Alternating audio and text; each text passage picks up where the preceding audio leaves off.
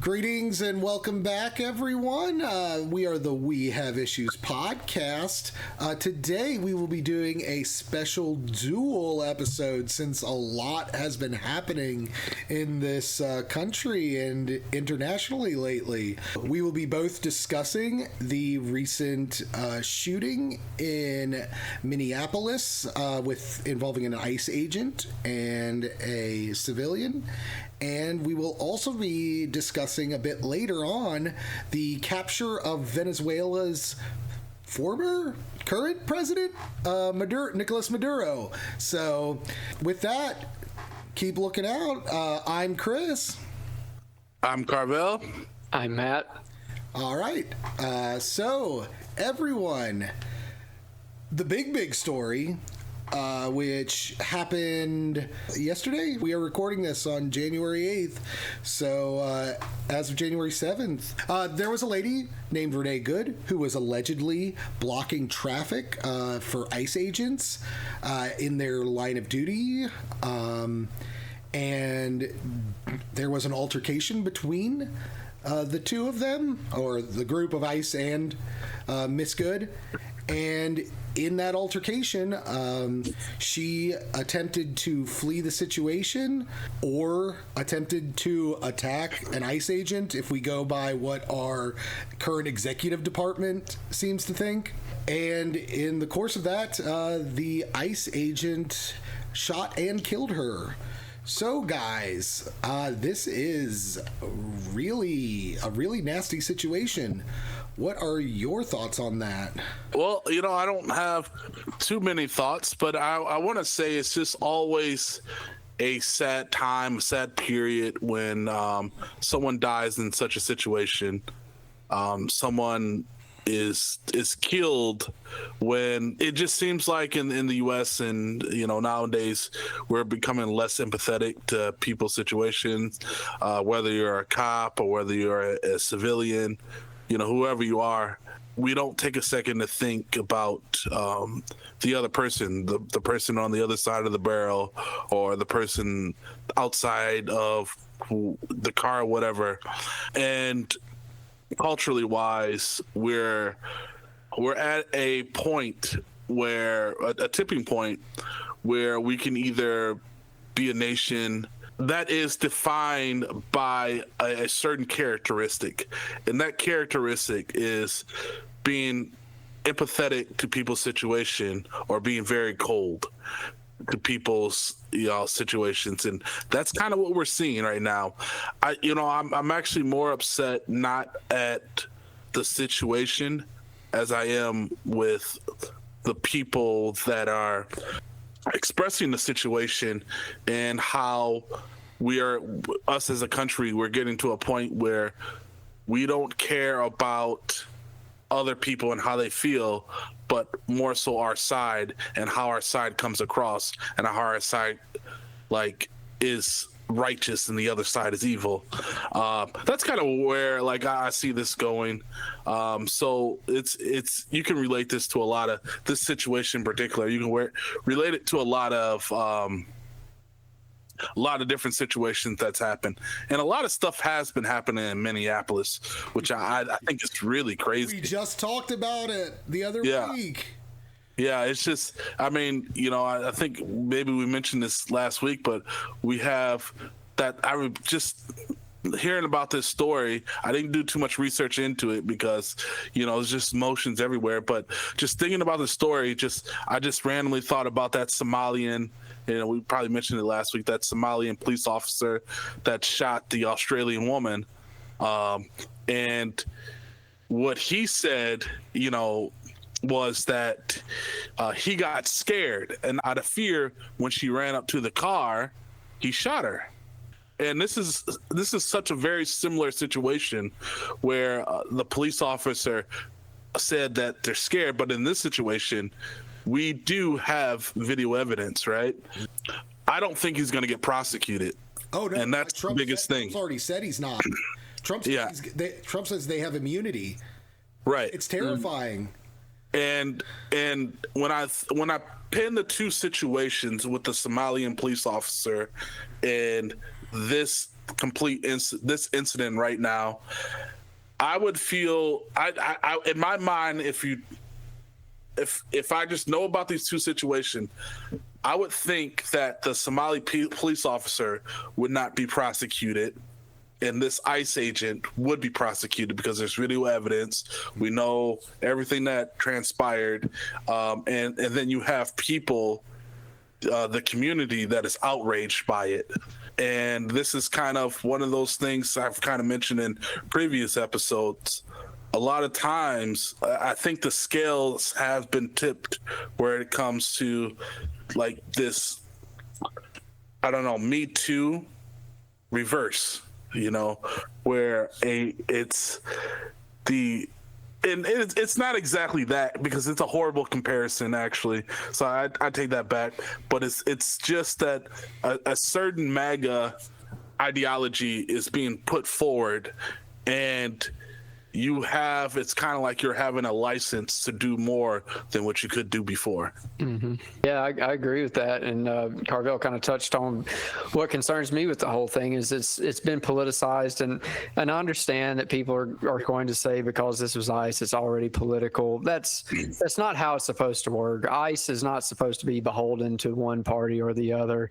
It's supposed to be there for civil service, to serve our citizens.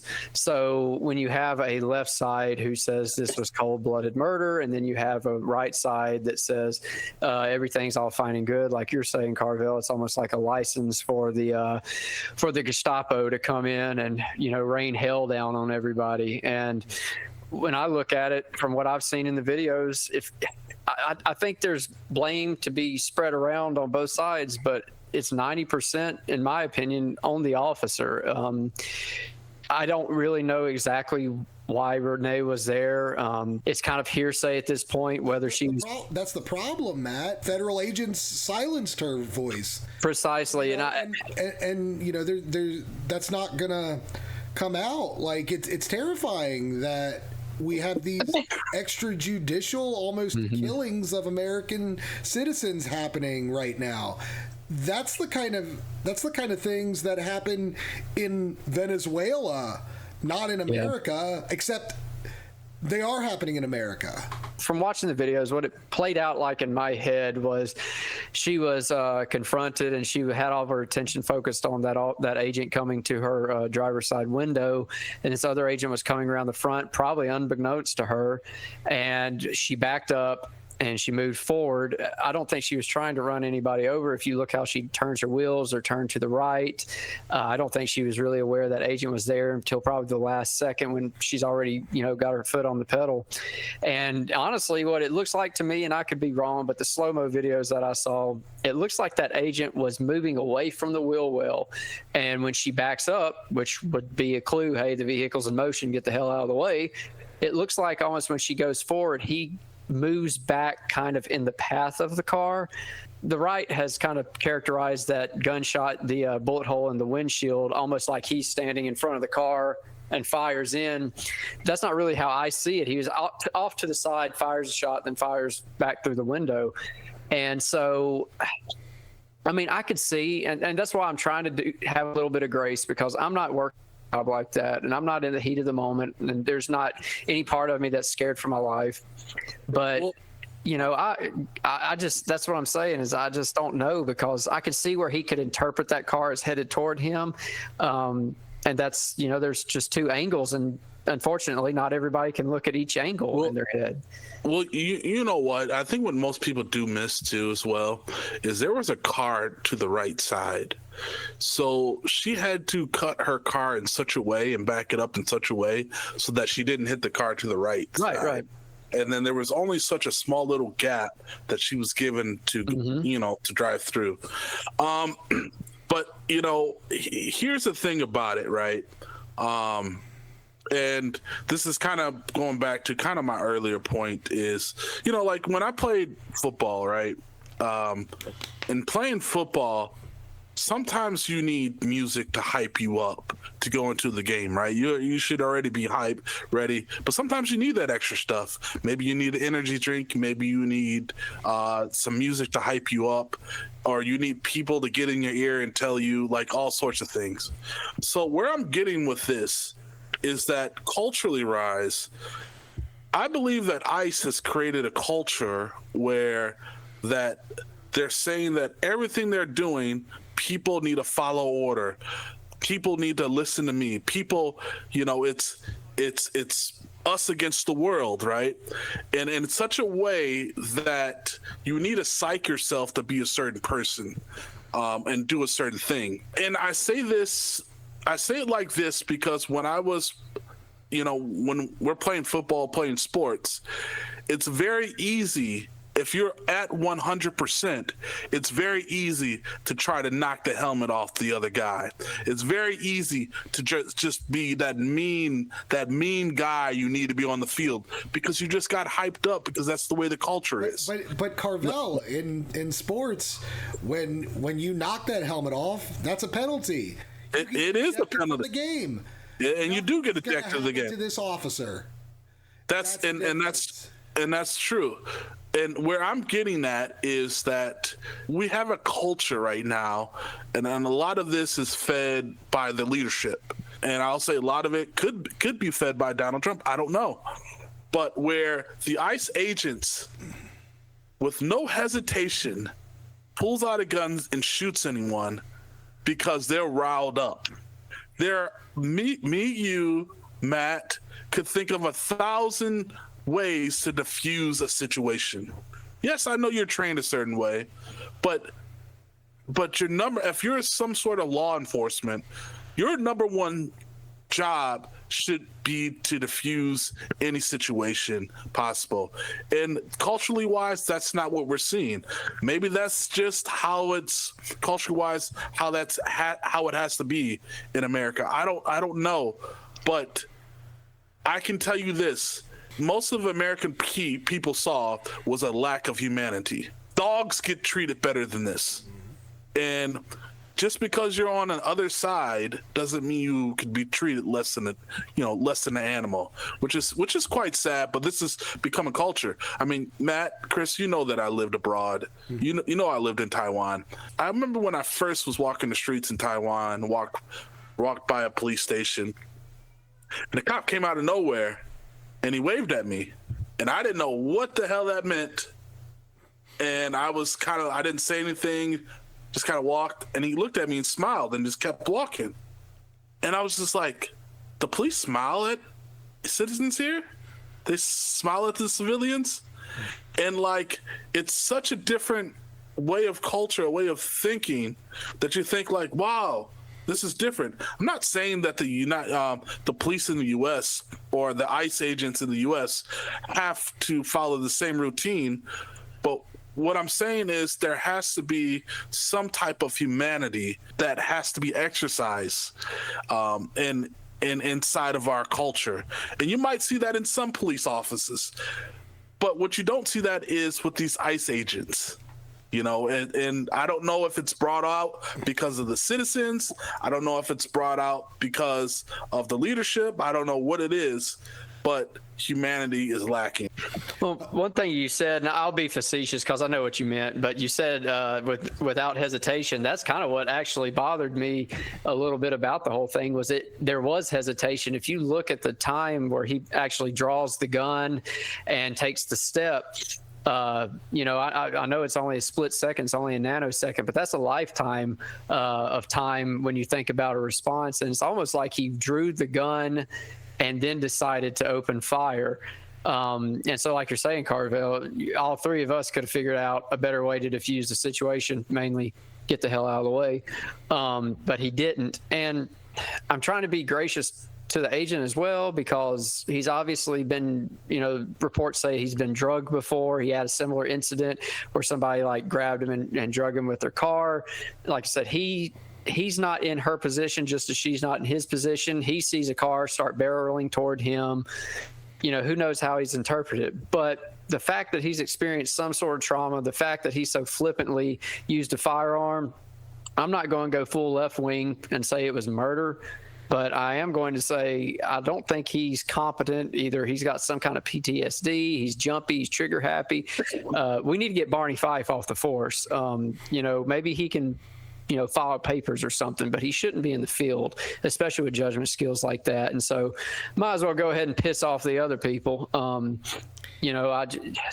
This is one of those things where this is a citizen that was exercising their right to protest. And I don't expect a regular citizen to be, a rogue scholar on the rights and that protesters have. But if you're going to a protest, your vehicle, that's a dangerous object. That's a lot of metal. That's a lot of potential energy. It can be weaponized.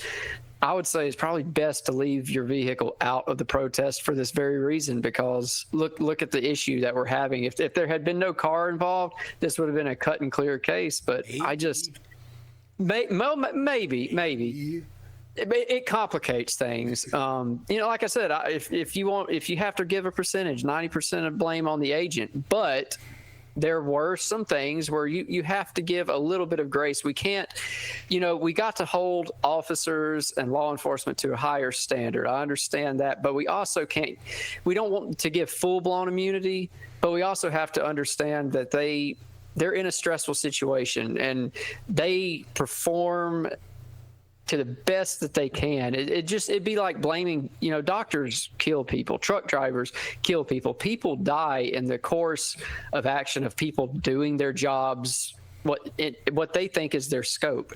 And I think that's what happened here. I don't think this officer set out to intentionally kill somebody. I think it was a freaking cluster F of orders being thrown around. Nobody knew who was in charge. Nobody knew who was coming from where. And it's just one of those unfortunate events. And there's a lot of people that disagree and have badgered me online for having that opinion, but I'm not going to change it. I don't think that anybody's 100% wrong, and I'm not going to sit here and defend the agent 100% either. So, before I give my opinion, Matt, just for my own curiosity, you have a background in criminal justice, a bit of a background, not yeah, right, but the way that the ICE officers handled the stopping the vehicle and addressing the situation, what is your take on that? Is that a normal way for officers to act around a vehicle? Well, no. It's definitely not a normal way for officers, which, again, these aren't police officers, but the training's very similar. And it's so funny because actually the job I'm on right now, he's retired security, military, and police officer. And he watched the video while I was at his house. And he said, what cop acts like that around a car? He's like, that's not how you approach a vehicle. So no, that wouldn't be, that's not a procedure. I'm not familiar with ICE training, but I would think that was not something that they are trained to do. And so here's the conundrum and why it's kind of complicated. I don't know what was said. I can't hear everything that was said. I don't know what order, and I don't know the intention of the agent. If there is a car stopped in the middle of the road, an agent can, be like, hey, what's going on? He can approach the window and be like, hey, what's up? They don't have any kind of jurisdiction over a citizen, and that's why it's murky, because they can't detain you. They can't arrest you. There's not much that they can do unless they can say that they suspect that you are, you're not documented or something like that. And at that point, you're interrupting their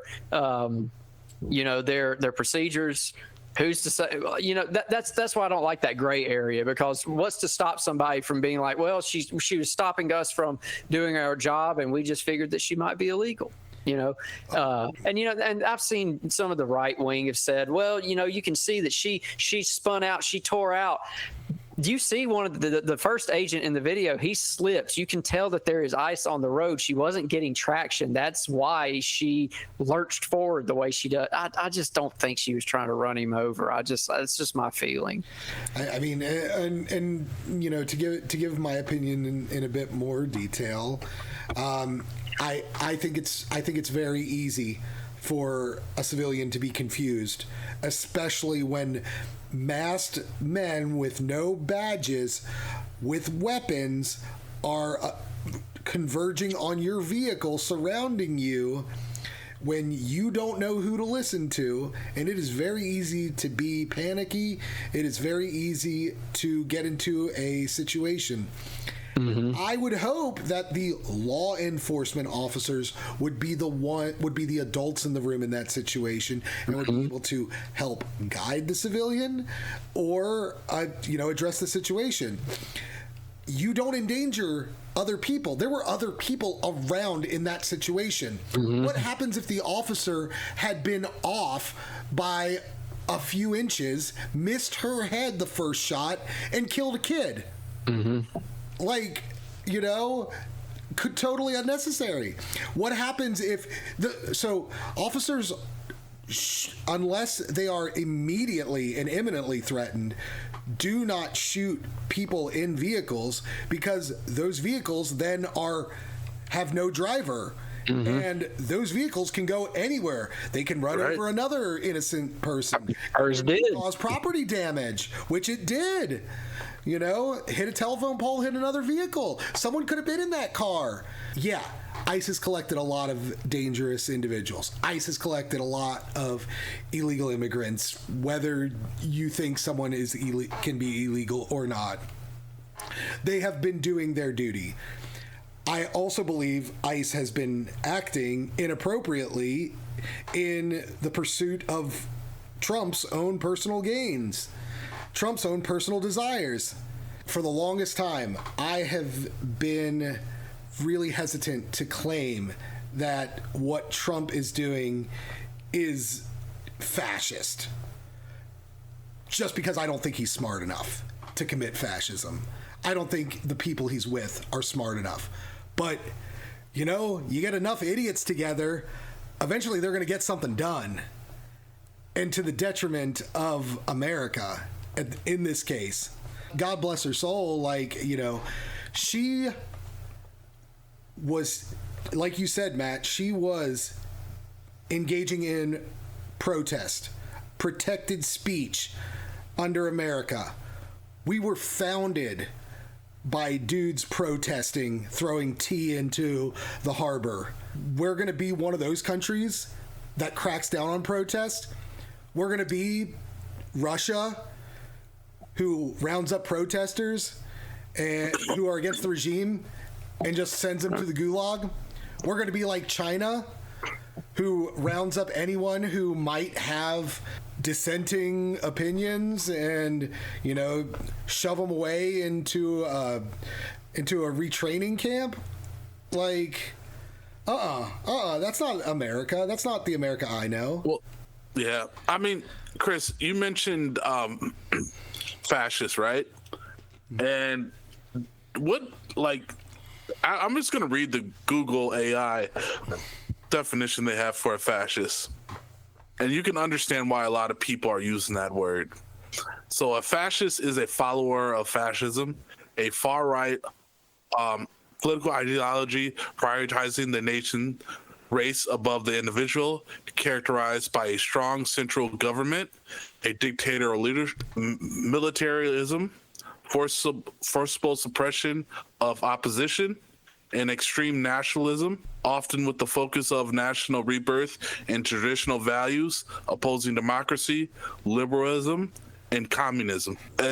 Just that definition itself, I think there's 3 or 4 at least that are kind of parts of that definition that are kind of undeniable that a lot of people see. And so I think that's the reason why a lot of people are using the word fascism.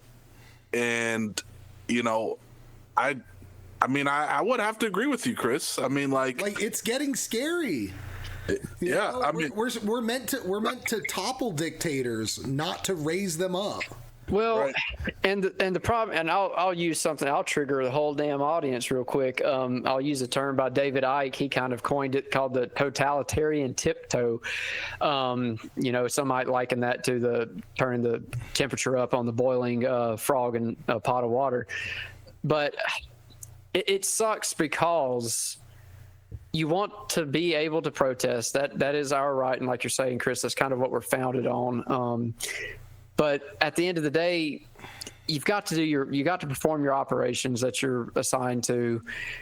And they're in the scope of the law for the most part.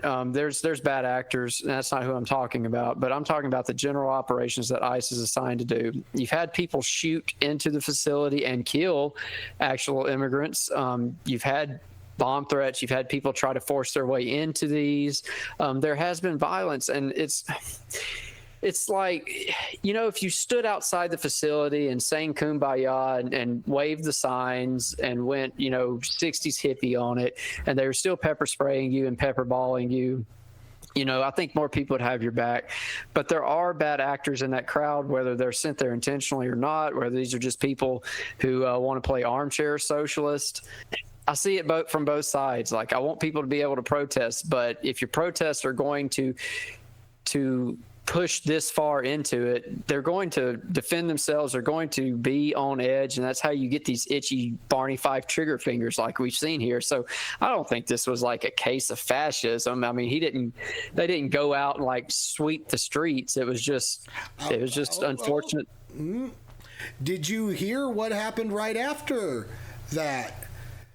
I know all hell broke loose. ICE went to so today and tomorrow, Minneapolis public schools are closed. Do you know why? Because immediately after ICE killed this woman, they went over to a local high school and started shooting off tear gas canisters and everything, like to probably capture parents picking up their kids from school. The incredulity of the children filming this, like, dude, they're son of a bitch, guys, I'm trying to defend y'all. Like, and it's like, oh my God, like, ICE does not go after criminals anymore.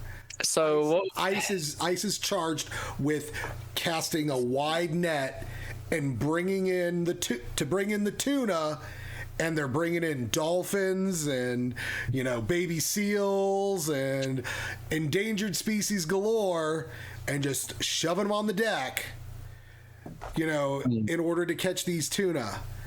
And this is what's terrifying to me. Like, yeah. Could you imagine your kid's school all of a sudden has 50 masked, badgeless individuals with guns and high-powered weapons and smoke grenades, and you can't do anything to protect your children? Like, oh my God. Right. This is what the Trump administration is doing right now. This is 100% what he wants. This is 100% what JD Vance wants, what Kristi Noem wants, what all of these bad actors want. Yeah, they want us to be afraid. And honestly, I mean, Minnesota has been going through a lot. Some of it deserved, some of it not. How far does the federal government push against these states before the states push back? I don't know. We have a real altercation. Well, maybe that's what we need it to come to. I hate to. We don't need it to come to that. Well, we don't want it to come to that. But my God, like, I will not be surprised if by the end of the year an ICE agent kills a Minnesota National Guardsman. So, what would be the? And that's another one of those slippery slopes, because they're going to deploy the state guard to fight ICE, and I was like, well, that's Insurrection Act can be invoked, and maybe that's what the play is. I'm one of those. And we do become a fascist country. Well, yeah, and see, this is where I am. So, like, I laugh at people. I have a lot of people on Facebook who are like completely anti-Trump, and then the opposite, who are completely pro-Trump. I think it's one big club.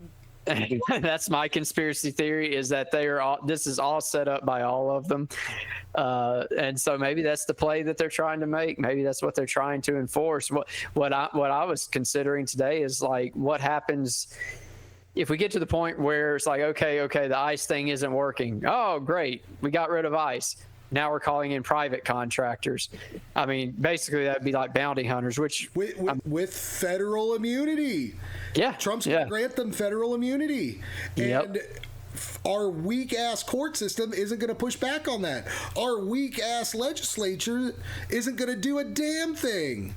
Like, where are every single one of our congressmen and senators right now shouting down the throat of the executive branch? Where are they? Where are their voices?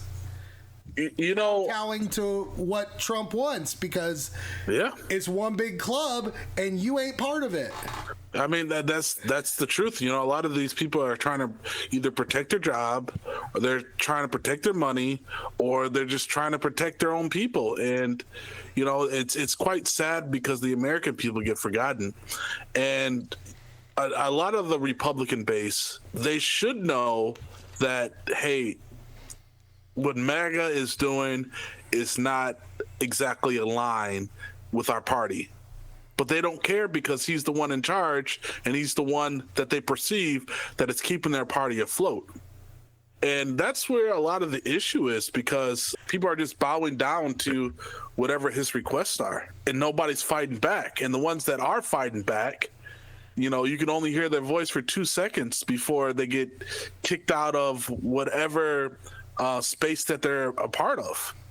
And that's just kind of what we've been seeing. Like, if you remember the first Trump administration, how many people got fired? How many people left? How many people ran up against the wall or whatever? And what Trump did in this administration, in this term, is that he found loyalists, and he found out how people can be loyal to him and to the party. Give him gifts, give him sweet words, bow down to him, which is different from the first Trump administration. And it's actually working for him. And he's gotten everybody scared, and everybody's actually falling in line to his will. And, you know, I'm not saying that everything that Trump does is wrong, because there's actually a lot I agree with Trump when he does it. But there's also a lot I disagree. But the thing about it is how he goes about it that's where I have the problem with. Well, and that's what makes him so. He's a businessman. He's good at this. People want to talk about it. This is illegal. He's wiping his ass with the Constitution. That's the issue. Is Trump rides these gray areas, and he is willing to push the envelope like politicians before weren't willing to do. And so, yeah, okay, if you want to say that Congress and everybody's bending to his will, but is there necessarily a legal route where they can challenge him? And that's kind of they make the laws. They could just create a law. They can impeach him. There are means for them to use. They are in fact, they are the ones who can do it. And fair enough, but so this is a good segue. If we want to move off of this, we can move into the Venezuela thing, and we can go that route. So honestly, on the surface, especially for us, you know, who are not, you know, in the halls of law academia, it seems bad what you know, him going in and the way our chair Jack put it, kidnap Maduro. Mm-hmm. When you look into it, though, is it? I mean, I did some reading on this because I was like, I'm not sure, you know, if this is okay or not. And I actually found left-wing publications that, you know, they admitted we don't like it, but it's so, you know, right now it's okay. It hasn't violated anything. So what are your guys' thoughts on that? So I was really conflicted with this, kind of what you were talking about, where is, you know, not good, just for the sole reason that how he's still an election. If the people voted for him and they wanted him inside the office, so be it. Even if he brought Chavez. Right. Hugo Chavez was incredibly popular in Venezuela. Yeah. Among Venezuelans. He was so popular. He put in place a very transparent, very up to date voting infrastructure because he wasn't worried about having to rig it. Which is Right. successor went and dismantled. Yeah, well, for good reason. But sorry, Carvell. Well, no, yeah, and so that's what I'm getting at. And then when you have a third of your population leaving your country, a third, like that's so mind-boggling. Like, imagine if that's the U.S. and 100 million people just left the country because it was Trump's going trying to shit. do.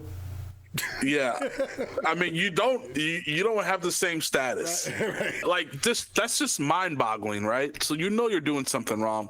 So that's in that stance when you see Venezuelan people like celebrate, when you see the potential of a country getting stronger and turning over a new leaf. That's good. That's what you like to see. However, so if I'm looking at the standpoint as a Venezuelan, I'm saying this is a really good thing. Like, why is anybody upset about it?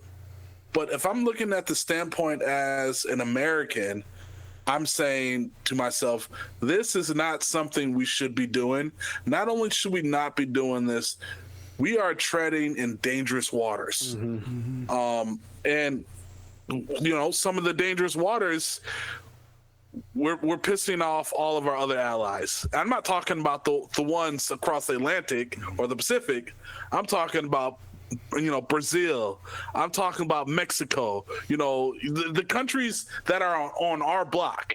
And when we one up and say that we still want Greenland, well, now they got to take you serious. Everybody's got to take you serious now. Yeah. And so that's the dangerous part about it. Like, just recently today, Russia, one of the heads of states of Russia said that, hey, we can nuke you guys because you guys took one of our ships, and that's considered 2 ships, I think, today. Mm-hmm. Yeah, and that's considered Russian. It had our flag flying, so that's considered Russian soil. It's a very tense situation in the North Atlantic earlier this morning. Yep. Yeah, and so dangerous waters, literally. And that's it, and stuff. And and as an American, when you think about this stuff, you're saying like, look, I'm not trying to screw China. I'm not trying to screw Russia. I'm just trying to do what's ever fair. You could have just had the CIA go in and do some bullshit, and say, "Oh, it wasn't us. We don't know who killed them. We don't know what happened." Way to do it. The CIA doesn't do such things. No, of course not. They've never done anything like that.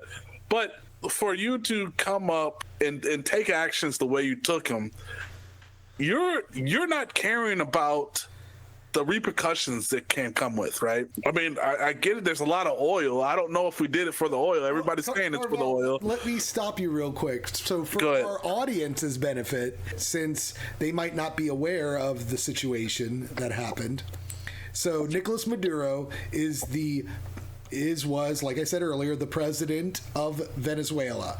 He runs an authoritarian regime. He apparently lost the previous elections pretty hard and just kind of ignored the results. Kind of sounds similar, almost, 5 years ago. Never mind. But he was in power, and we've kind of had an antagonistic thing going on over the past few months. We've alluded to it in a few other episodes, but Trump has been sending U.S. Navy to blow up fishing boats claimed to be drug cartels smuggling drugs out of Venezuela. I think 170 people have been killed in those attacks, 170 Venezuelans. Leading up to that, Trump has stolen an oil tanker that belongs to Venezuela. Now, this morning, he's taken, I believe, another 2 oil tankers from Venezuela going to Russia. And, he decided that Maduro had been kind of egging him on. So I guess, he kind of felt he needed to, man up, I guess. And so ostensibly, his legal reasoning is that the military did not kidnap Maduro.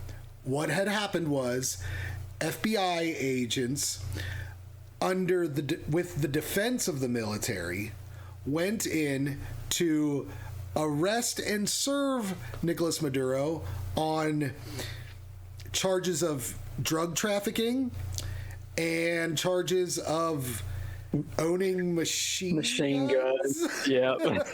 Like, why can't you own machine guns if it's your own country?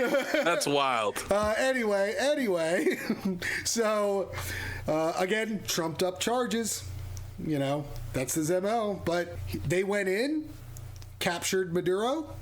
No American deaths. Fantastic, by the way. Like, you cannot say anything about, Delta Force going in and taking care of the job. I wish Delta Force, well, I don't, because they'd be I don't know. I wish that ICE had the same level of discipline and commitment as Delta Force does, because they ran a fantastic operation, captured Maduro and his wife, and extradited them to the U.S. Yeah, but didn't they kill like 30 people in the process? Well, yeah. So, yeah, so there was a lot of collateral damage in that. A few military personnel, a few civilians died. They blew up Hugo Chavez's mausoleum just because. Yeah, so zero American lives lost, but yes, there were dozens of Venezuelan lives that were lost in this operation. And they're in America right now facing criminal charges. There's a lot of issues with that. First off, the legality of it. It was brought to my attention that under this legal reasoning, we could send FBI agents into France to capture Roman Polanski, and we could send like 3 or 4 warships to bomb France in order to extricate him. That seems like a little bit unreasonable, in my opinion. There's people saying that, Nicolás Maduro was a bloodthirsty dictator, and it is a good for the world to remove him from power. Except, is he removed from power? His regime is still running Venezuela right now. And Carvell, you brought up earlier that you've seen videos of Venezuelans celebrating. Those videos are taking place in Florida and in Santiago, Chile. There are no people celebrating the fall of Maduro in Venezuela right now, precisely because Maduro's secret police are still marching in the streets. The colectivos, who are charged with going up to people's vehicles and looking in their phones to see if there are any anti-Maduro posts in there. Gee, what is it about masked men without badges walking up to people's cars lately, Yeah. Seems kind of familiar, I think. It's a wild world. Maduro, he got a lot more, restrictive of Venezuelans' rights. Not that they had a lot of rights prior to 2024, but when he really lost that election, he clamped down. So, not to go too far off, but this is my segue to revisit later. What do you think might look like in 2026 if some party loses the midterms pretty hard? Or 2028 if some party loses the executive office pretty hard? I don't know. Seems a lot of similarities. But we'll come back to that in a little bit. What are your guys' thoughts on not just the operation, Maduro's regime, America turning to village? You just mentioned, what's going to happen in 2026. The last I heard, those elections are going to be canceled. You know, I hope not. It was the best cancellation. There would be probably a civil war if that did happen. Cancellations like you wouldn't believe. Because I'll tell you this. Would there? See, Carvell, that's one thing that scares me. Is it does. It should. You would think that would necessitate a civil war. But what if we just fall into the most boring dystopia ever? And we just let it happen? I don't think it would be boring. I could see that could happen too. That, like Chris, that's my biggest. I'm not worried about Americans standing up for their rights and expressing those rights. I'm worried about America not. But the reason why I say it wouldn't happen that way is because then you would have, especially liberal states, Democratic held states breaking away, like California. I could see California or. I mean, there's no way that the governor there or in Minnesota or with what army, Carvell? The National Guard. I don't know. They'll figure it out. I mean, but I would definitely see them. Like we would definitely be a country where the states would have more power, start to have more power than the national government. If that took place, because. That would be. Oh goodness, that would be scary. I mean, Maduro, Trump has also said he's looking at Cuba. He's looking at kidnapping the president of Colombia. He's gonna do something with Scheinbaum in Mexico. And the thing about it is, you want to laugh and not take him serious, but when he does it one time, you're like, you got to take this guy fucking serious. Like you can't just be like, he's gonna kidnap up. A man far wiser than Donald Trump once said, "Fool me once, shame on you. Fool me twice." Well, you ain't gonna fool me twice again. So here what I think is the hilarious irony in all of this is, how many liberals on my Facebook page were posting for Canada to come take Trump out of office and arrest him, which is funny on many levels because now they're mad about. At first it was no kings and now it's please kings, and it's also funny that they think Canada could militarily come in and do anything. So I mean, they are the only country to burn our capital to the ground. Yeah, different time. A little bit different time. Going back to Venezuela, your guys' opinions on the Maduro regime. Do you believe that this was a justified action on part of Trump? Do you believe that the charges against Maduro are acceptable to kidnap a sovereign head of state? And do you think that there's weight to what Trump claims Maduro's doing? So Carvell he explained it perfectly. I think he and I probably feel the same way about all this. And this is one of those things, again, it's convoluted. Do I think it's justified? Yes. Do I like it? No, because I don't want to play empire builder. I don't want to be interventionist. I want to stay here. Unfortunately, something bad's going on in Venezuela. Don't really care. I don't want to get involved in it. That's how I look at it. I also do know that we had, there was a deal struck between us and Venezuela, and I think Chevron's the only one that's still there. I know Venezuela let their oil production go to crap, and basically, just went back on those contracts that they had.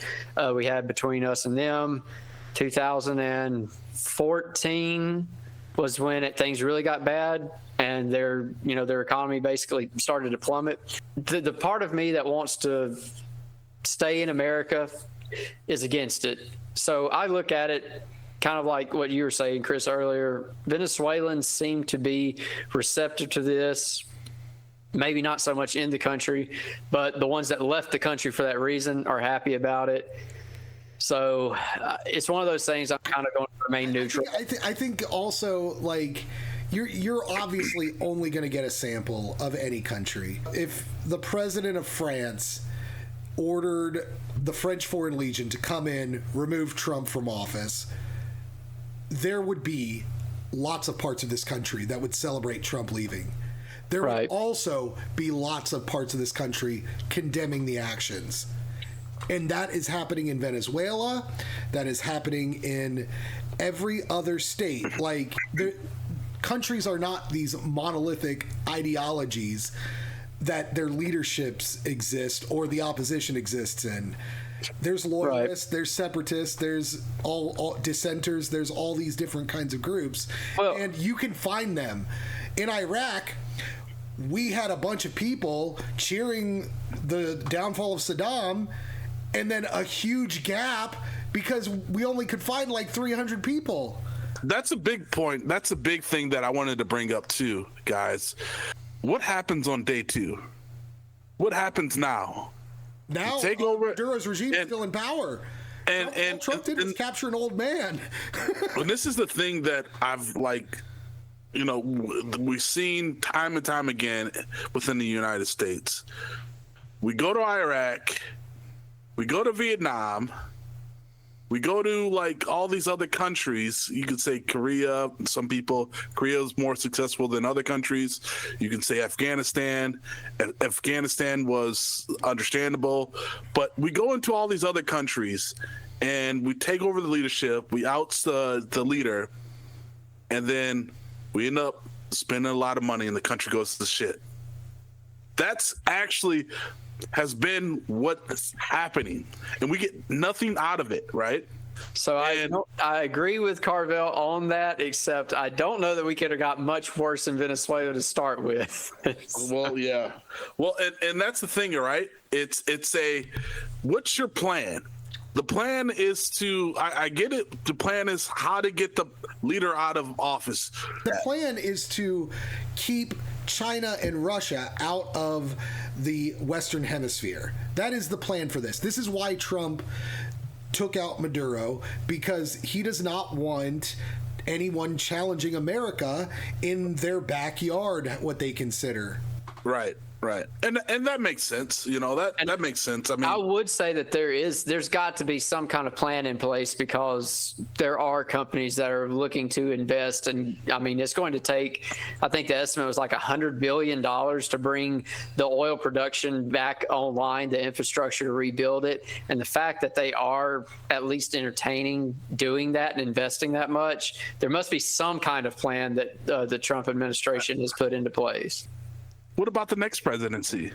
If we vote Democrat, they're tied. Or we vote ASP. This is yeah. When our next ASP candidate wins the presidency, no. Yeah. But, God willing. We could do it. But this is the thing, though. Okay.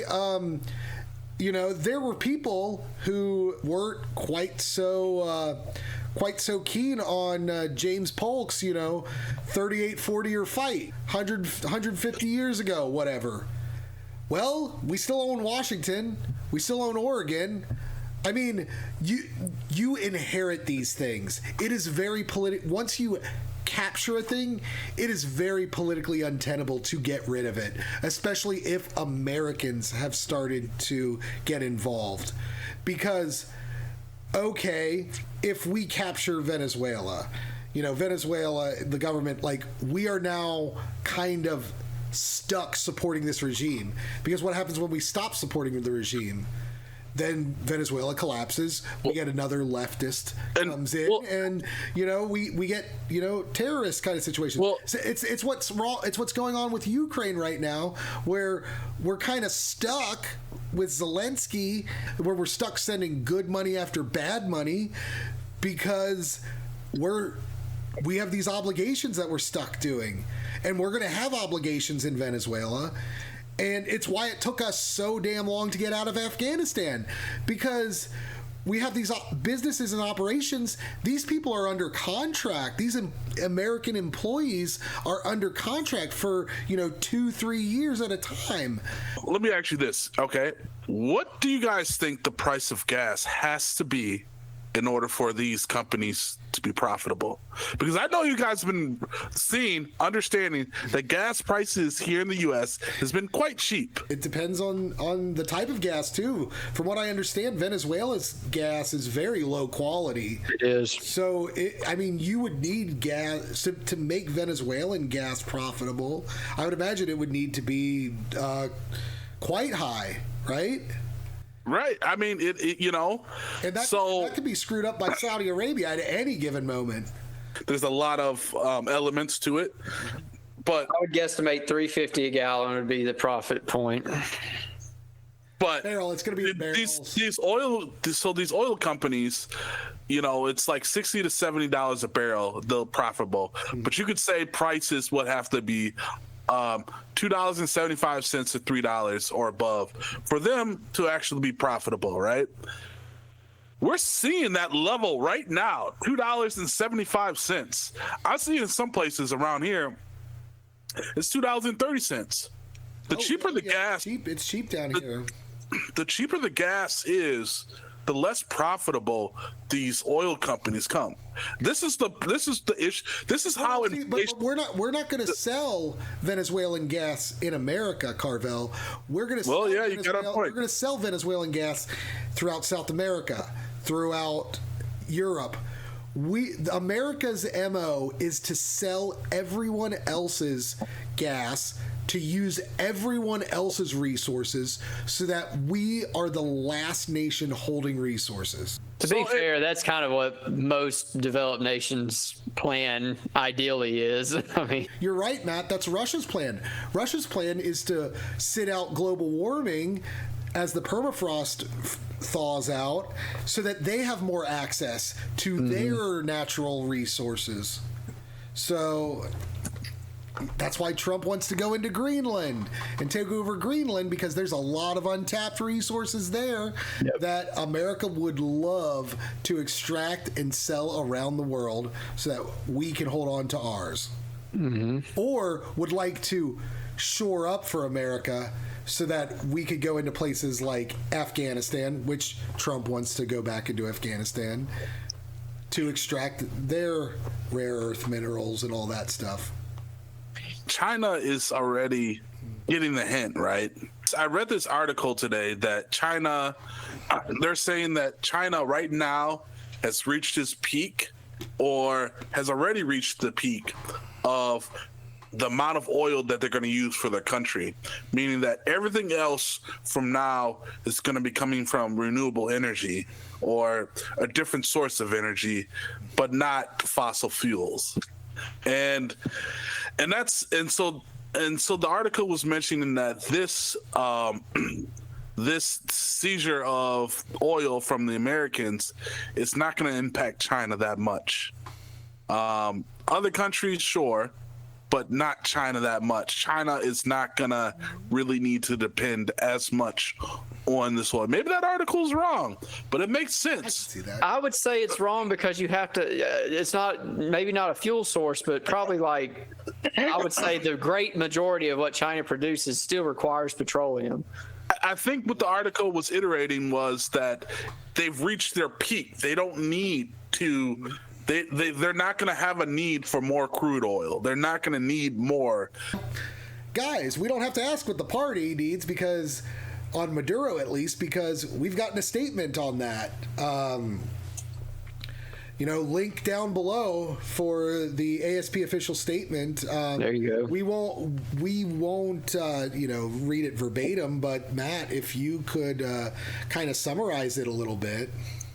Yeah, sure. So basically, our chair, Jack, has said that our core beliefs and principles of diplomatic and nonviolent means and resolution must be exhausted before violent means are considered. So obviously, that's not really how it went down. We sent military, quote unquote, operations into the area to retrieve Maduro. Jack condemned President Trump and his actions, said he kidnapped the head of a state, and it was an unprovoked attack on a sovereign nation, which, you can definitely argue that it was. It was a sovereign nation, and it was for lack of a better term, invaded. So yeah, I mean that was kind of the party's position, that it went against our anti-war stance, that it goes against wanting to exhaust those diplomatic resolutions. We didn't do that, and kind of didn't go the way it was supposed to, I don't think. This statement, though, has been a bit controversial online. It looks like there are quite a few people who in the party who seem to have pushed back against it a little bit. They seem to believe that the ousting of Maduro follows just war principles, which, the ASP in their platform does state that just war is a sufficient cause to go to take military action. Of course, there is a quite a large contingent of people who believe in no war is ever justified. It was a controversial statement, but I think it was a bit of people seeing the trees instead of the forest. I mean, there are pros to this. I think there's pros to this. It's the reason I've kind of largely myself. Could be pros to removing Maduro. No, I think there are definitely pros to it. Well, it's just if his regime is out. If his regime's still there, does that? Well, right. That's where I'm getting. I'm not saying like, okay. I see what you're saying. I'm not saying yeah. like, Maduro, he did some good things, and no, absolutely. No. Well, no, that's not what I was saying either. But I see what you're saying. It sets into potential motion for these good things to happen. So, and something else to remember is like this. I'm looking at it on the party's page on Facebook. It's on X. That's open to some people to come in that might not even be party affiliated. So yeah, who knows? We'd have to go through each and every adjacent at least.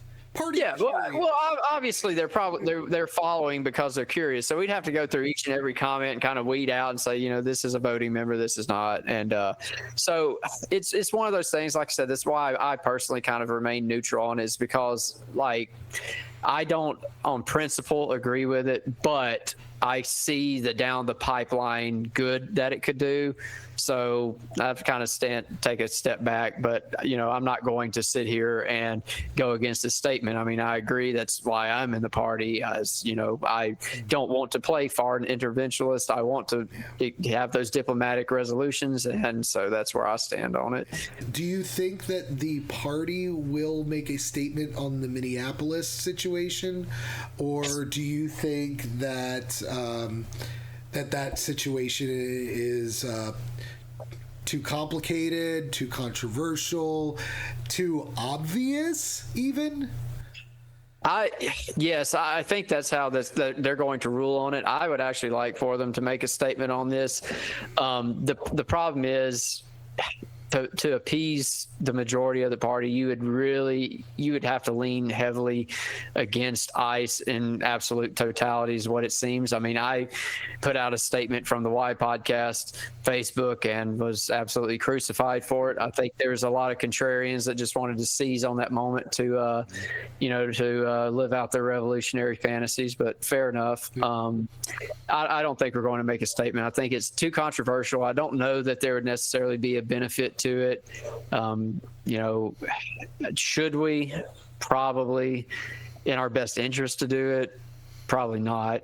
What are you guys' takeaway from both of these situations occurring this week? Are there parallels? What does it mean for the party moving forward? What does it mean for America moving forward?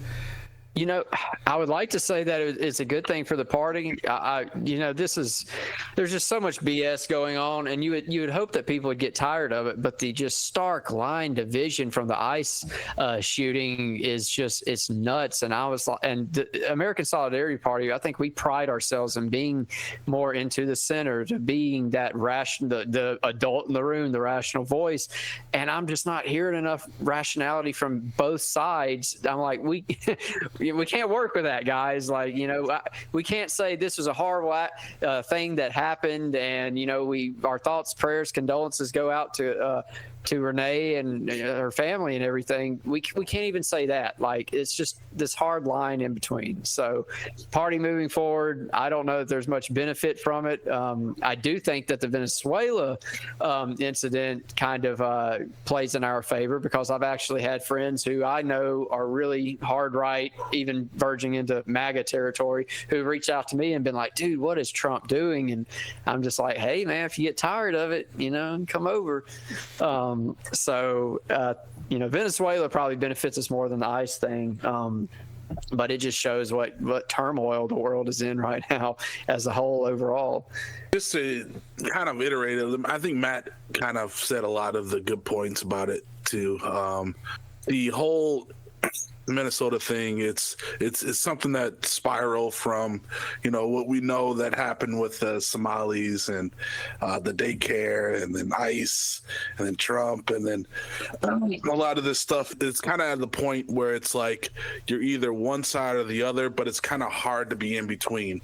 It's kind of hard to take that position where it's like, well, this is, it's kind of hard to take a centrist position, where the situation in Venezuela, it's a little bit more understanding on, and you can make a very great argument on why we shouldn't have done it or why we should have did it.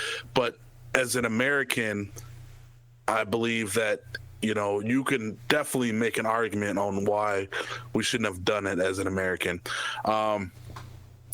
As far as, how the party wants to, I know you didn't mention how the party perceive it because we already, have it, but I guess I'm just so used to it. But, the party, I think the party ourselves, our hearts are kind of confused a little bit, because it's definitely one of those situations where we when it comes to Venezuela, I'm talking about Venezuela, right? Where we do say that everybody should have the right to life. Everyone should have the right to like a certain liberty. Everyone should have this ability to just live and love and be free, whatever it may be, however you perceive that. But this incident and how Trump went about it gives us a lot of conflict of like, well, this is actually a good thing, but a bad thing at the same time. Like I've been expressing this whole video, like it is, both situations are incredibly worrisome to me.